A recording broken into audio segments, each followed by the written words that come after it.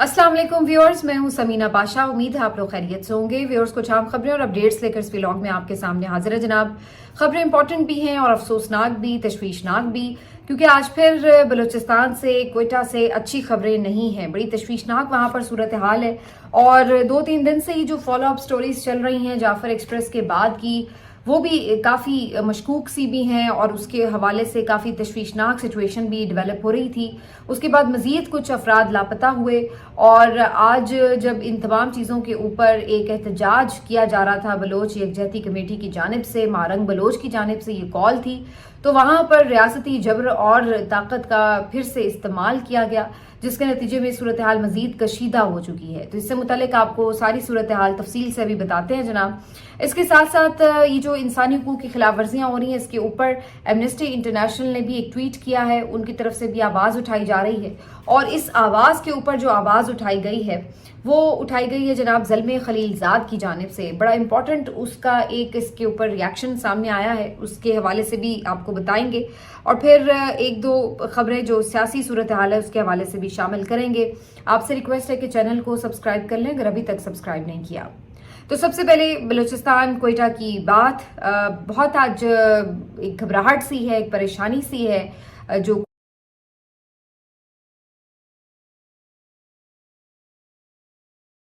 आया। उसके बाद मुस्तकिल तौर पर जो बलोच लिबरेशन आर्मी है उनकी जानिब से अलग किस्म के दावे थे और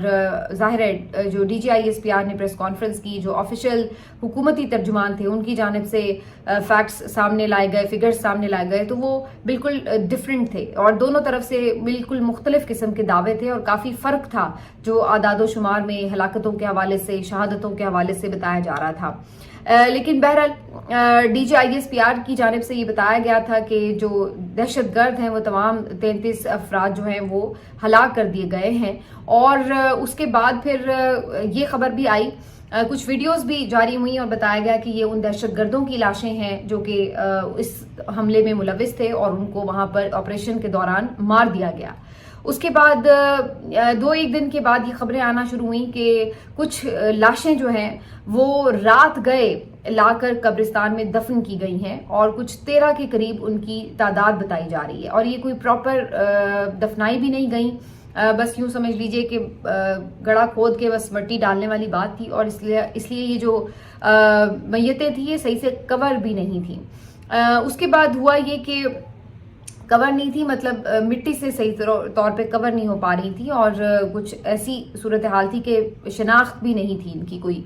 उसके बाद ये खबर जब सामने आई तो ये बताया गया वज़ीर आला बलूचिस्तान की तरफ से कि दहशत गर्दों की कुछ लाशों को यहाँ पर दफनाया गया, लेकिन उनका ये कहना था कि जो पूरा एक कानूनी तरीक़ाकार है उसको फॉलो करते हुए ये दहशत गर्दों की लाशें जो है यहाँ पर दफनाई गई हैं, इनके DNA करवाए गए हैं और उसके बाद इन्हें ईदी फाउंडेशन के हवाले किया गया और उन्हीं के थ्रू इनकी जो तदफीन है वो अमल में लाई गई है। इनका रिकॉर्ड मौजूद है, अगर कोई इस हवाले से आके क्लेम करता है कि वो लाश लेना चाहता है तो ये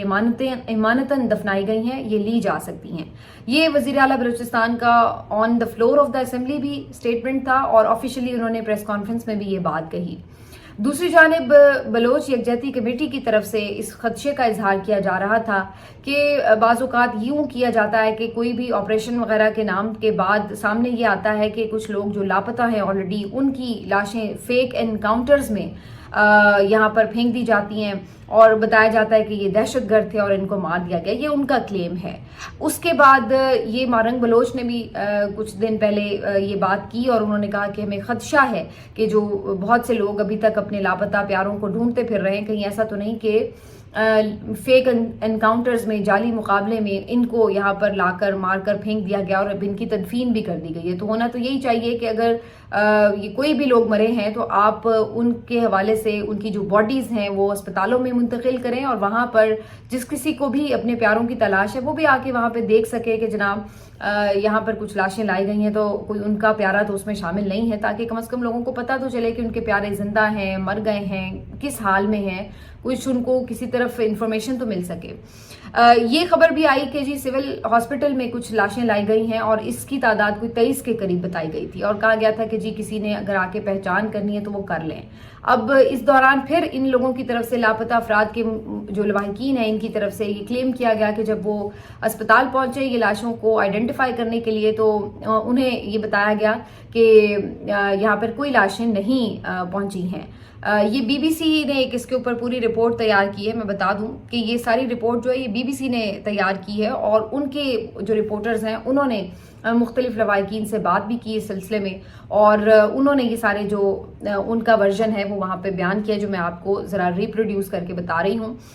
یہ جو ساری کہانی ہے اس کے بعد پھر یہ خبر بھی آتی ہے کہ جناب اب وہ جو لاشیں جن کی تدفین ہوئی ہے اور وہ لاشیں جن کے بارے میں کہا گیا تھا کہ لائی گئی ہیں ان کے بارے میں کوئی بھی حتمی آئیڈینٹیفیکیشن نہیں ہو پائی ہے اور جو بلوچ یکجہتی کمیٹی ہے ان کی طرف سے اس خدشے کا اظہار پھر سے کیا جا رہا تھا کہ یہ کوئی ان کے اپنے لاپتہ پیارے لوگ ہی نہ ہوں جن کو دہشت گرد کہہ کے مار دیا گیا ہے. اس کے بعد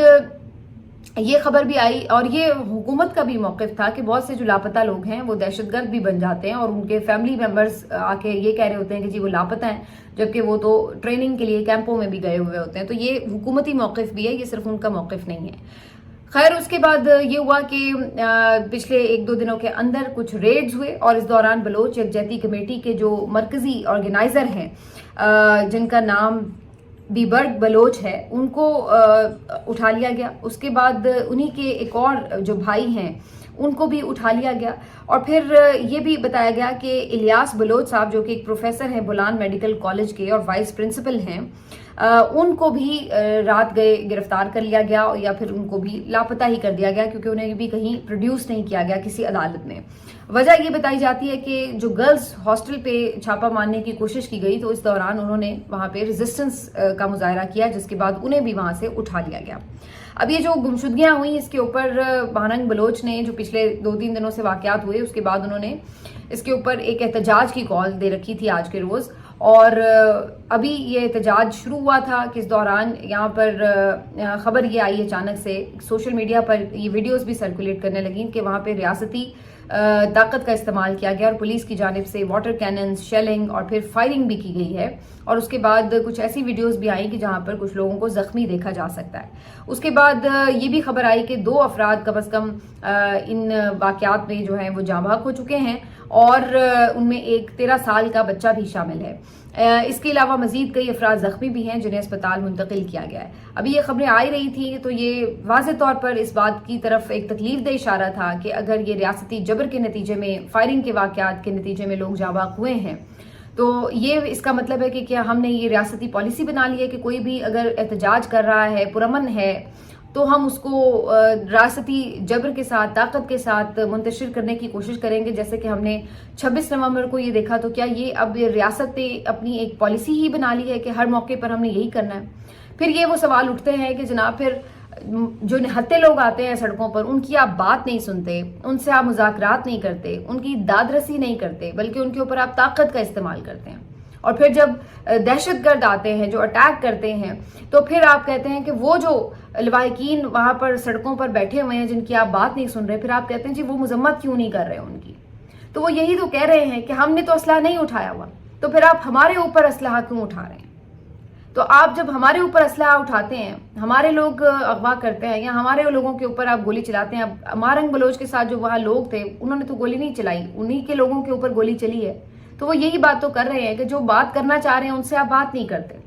تو پھر آپ یہ کیسے کہہ سکتے ہیں کہ جو بات نہیں کرنا چاہ رہے, جو پہاڑوں پر ہیں, جو ریاست کے ساتھ جنگ کر رہے ہیں,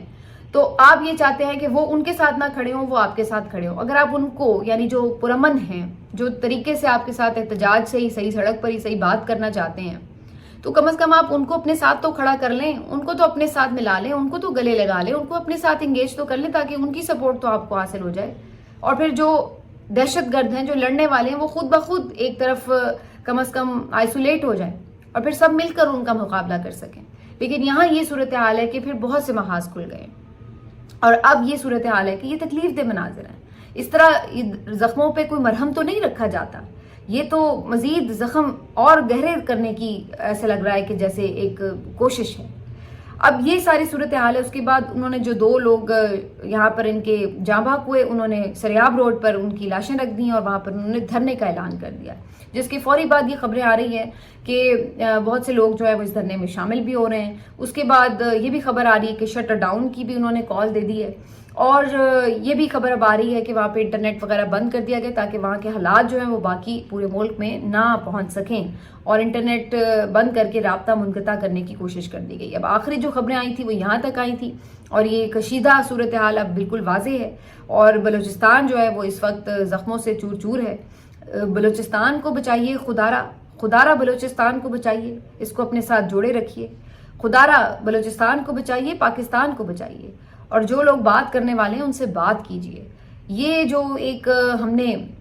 ڈنڈے والی ریاست کا جو امیج بنا لیا ہے, اس سے ہمیں کوئی فائدہ نہیں ہو رہا ہے, اس سے ہمیں نقصان ہی ہو رہا ہے. ہمارے اپنے لوگ جو ہے وہ ٹوٹ ٹوٹ کے بکھرتے جا رہے ہیں.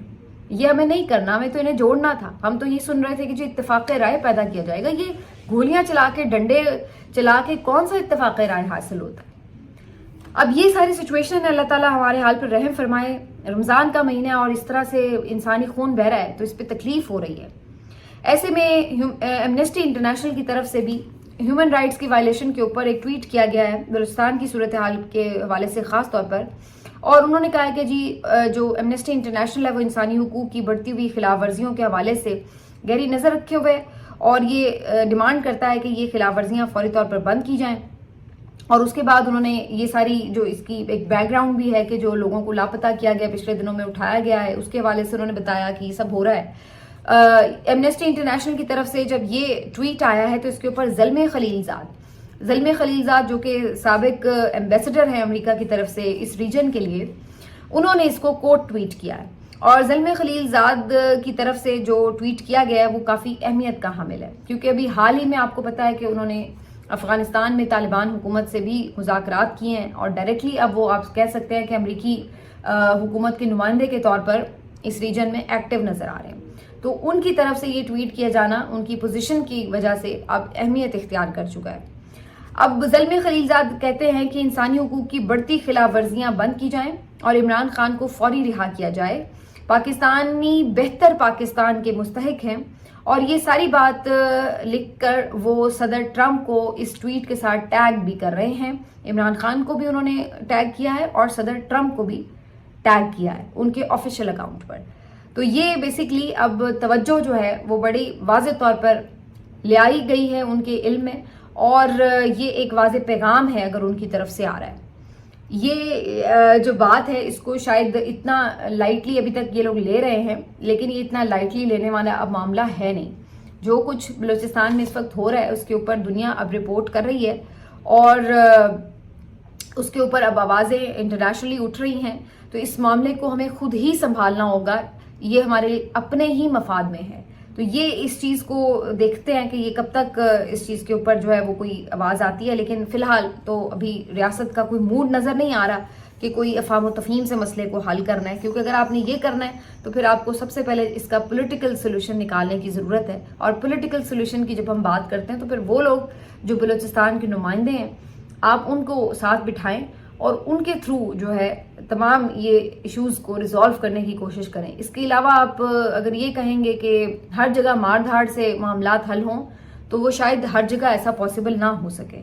بہرحال جی یہ ساری سچویشن ہے, اور یہ کافی پریشان کن سچویشن ہے. اور جہاں ایک طرف یہ ہمارے ملک کے حالات ہیں, وہاں پر اگر آپ ہماری جو ایلیٹ کلاس ہے, جو رولنگ کلاس ہے, اس کو اگر دیکھیں تو ان کے مسائل کیا ہیں. آج خبر یہ آئی ہے کہ وفاقی کابینہ نے اپنی تنخواہیں بڑھا لی ہیں. وہ تنخواہ جو پہلے 2 لاکھ اور چند ہزار روپے تھی اس کو بڑھا کر اب 5,19,000 روپے کر دی گئی ہے. تو کیبنٹ ممبرز جو ہیں,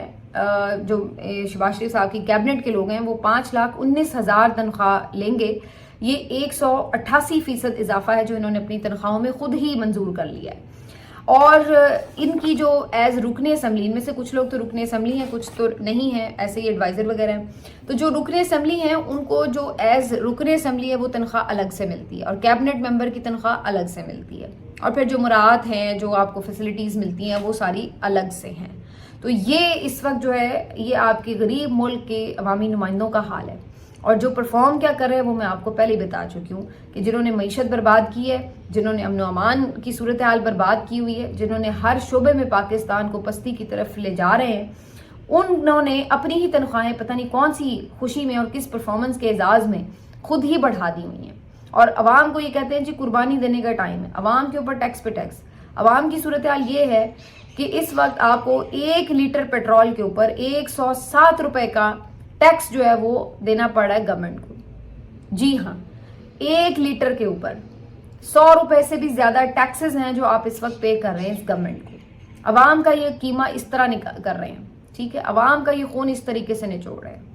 آپ کی جو اس وقت چینی کی قیمت اب 170-180 روپے کلو تک پہنچ چکی ہے، اور یہ ایسی مہنگائی کر رہے ہیں۔ آپ کے جو بجلی کے بلز ہیں وہ آپ کو پتہ ہے کس طرح کے آ رہے ہیں۔ اس ساری مہنگائی میں آخر میں بجائے اس کے کہ عوام کو آپ یہ تاثر دیں کہ جی ہم آپ کے ساتھ کھڑے ہیں، اگر مہنگائی ہو رہی ہے، کوئی پریشانی ہے، ہاتھ تنگ ہے تو ہم بھی اسی سے گزریں، بلکہ اپنی تنخواہیں بڑھا لیں کہ جی ہمارا گزارا نہیں ہو رہا، تو عوام بیچاری جا کے کیا کرے؟ عوام کس کو جا کے پوچھے کہ جی ہمارا اگر گزارا نہیں ہو رہا تو ہم اپنی تنخواہیں خود کیسے بڑھا لیں؟ یہ ہے اس وقت جو ہے اس رولنگ ایلیٹ کے مسائل ہیں۔ ان کے مسائل کیا ہیں کہ یہ وزارت اس کو دے دو، یہ وزارت مجھ کو دے دو۔ پچھلے دنوں میں دیکھ رہی تھی جی پیپلز پارٹی مانگ رہی جی پنجاب میں مجھے حصہ دے دو، پنجاب والی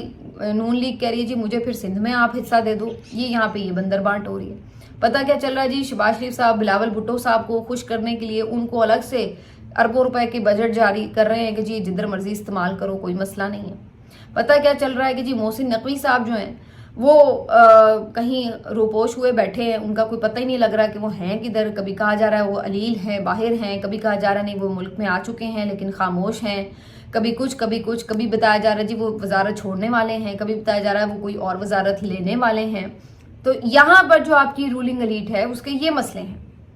آپ کا ایک صوبہ جو ہے اس میں اس وقت اس قسم کی شورش ہے کہ خدا نخواستہ کسی بھی وقت کوئی بھی کچھ بھی حالت وہاں پہ ہو سکتی ہے، اور آپ کا وزیر داخلہ جو ہے وہ اس وقت پتہ نہیں کون سی ہائبرنیشن میں موجود ہے کہ وہ کہیں باہر نکل کے بات کرنے کا روادار نہیں ہے کہ کوئی اپنی پالیسی سٹیٹمنٹ دے دے۔ ویسے تو وہ نکل بھی آئے تو اس کی نہ اتنی عقل ہے، نہ اتنی شعور ہے، نہ اتنی سمجھ ہے، نہ اس میں قابلیت ہے، نہ اہلیت ہے کہ وہ کوئی مسئلہ حل کر سکے۔ لیکن چلیے دکھانے کو اسی شکل ایک سامنے تو ہوتی ہے نا کہ بھی ہاں یہ ہے بندہ، وہ اتنے بھی نہیں لیول کا ہے کہ وہ باہر آ کے کوئی اس کے اوپر سٹیٹمنٹ ہی دے دے۔ پتہ نہیں کون سے کونے خدرے میں وہ بیٹھے ہوئے ہیں کہ انہیں کچھ نظر نہیں آ رہا کہ ملک میں اس وقت ہو کیا رہا ہے۔ اب جس بھی وجہ سے جیسے بھی صحیح بھائی بیٹھ تو گئے ہو پوسٹ پہ، تو کم از کم کچھ تو آ کے اپنی جو کارکردگی ہے دکھانے کی کوشش کرو، کوئی تو آ کے یہاں پہ سچویشن کو ہینڈل کرنے کی کوشش کرو۔ تو یہ اس وقت جو ہے وہ اوور آل سچویشن چل رہی ہے۔ ان کے اپنے روٹنے منانے اور جو وہ پسند ناپسند کی وزارتیں وہ انہی چکروں سے نہیں نکل پا رہے، ادھر ملک میں آگ لگی پڑی ہے۔ یہ اس وقت جو ہے وہ آپ کی ملک کی سچویشن ہے جو کہ آپ کی جو رولنگ ایلیٹ ہے اس کی صورت میں نظر آ رہی ہے۔ بہرحال آج بس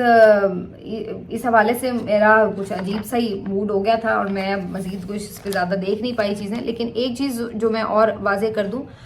ہارون رشید صاحب سینئر جرنلسٹ ہیں جی، اور آپ کو پتہ ہے آپ ان کے ولاگز بھی دیکھتے رہے ہیں بڑے شوق سے۔ پہلے تو وہ ٹی وی چینلز پہ بھی کام کر رہے تھے، پھر جیسے بہت سارے لوگوں کو گھر بھیج دیا گیا تو انہیں بھی گھر بھیج دیا گیا، تو انہوں نے پھر ڈیجیٹل میڈیا پہ یوٹیوب چینل پہ کام شروع کیا۔ تو اچھا ان کا یوٹیوب چینل اسٹیبلش بھی ہو گیا تھا اور کافی وہ بہتر اپنی معلومات سے بھرپور ویڈیوز بھی اس پہ ریکارڈ کر رہے تھے، لیکن پچھلے دنوں انہوں نے غزہ کی صورتحال کے حوالے سے کوئی ویڈیو کی، اور آپ کو پتہ ہے کہ اس معاملے کے اوپر پھر مغرب کے بھی علیحدہ قسم کے معیار ہیں اور وہ اس پہ بالکل اپنی دفعہ پھر بھول جاتے ہیں کہ آزادی اظہار رائے بھی کسی چیز کا نام ہے۔ تو جی وہاں پہ انہوں نے کوئی بات کی جس کی بنا پر پاداش میں ان کا جو چینل تھا وہ سسپینڈ کر دیا گیا، جس کے بعد اب انہوں نے ایک نیا چینل جو ہے وہ بنایا ہے اپنا، اور اب اس کے اوپر وہ ویڈیوز کر رہے ہیں۔ تو اس حوالے سے بھی میں نے سوچا کہ آپ کو میسج ضرور دے دوں کہ آپ میں سے وہ لوگ جو پریشان ہیں کہ وہ کیوں ویڈیوز نہیں کر رہے، تو جناب وہ ویڈیوز کر رہے ہیں لیکن اب وہ دوسرے چینل پر اپنے ویڈیوز کر رہے ہیں۔ اس کی میں کوشش کر رہی ہوں کہ اس کا لنک جو ہے وہ میں آپ کو شیئر کر دوں، آپ میرے ٹویٹر اکاؤنٹ سے بھی دیکھ سکتے ہیں، اور اس کے علاوہ میری کوشش ہوگی اس ویڈیو میں بھی وہ لنک شیئر ہو جائے تاکہ آپ ان کو جا کے ایکسیس کر سکیں۔ ملتے ہیں آپ سے اگلے ویلاگ میں، اپنا خیال رکھیے، اللہ حافظ۔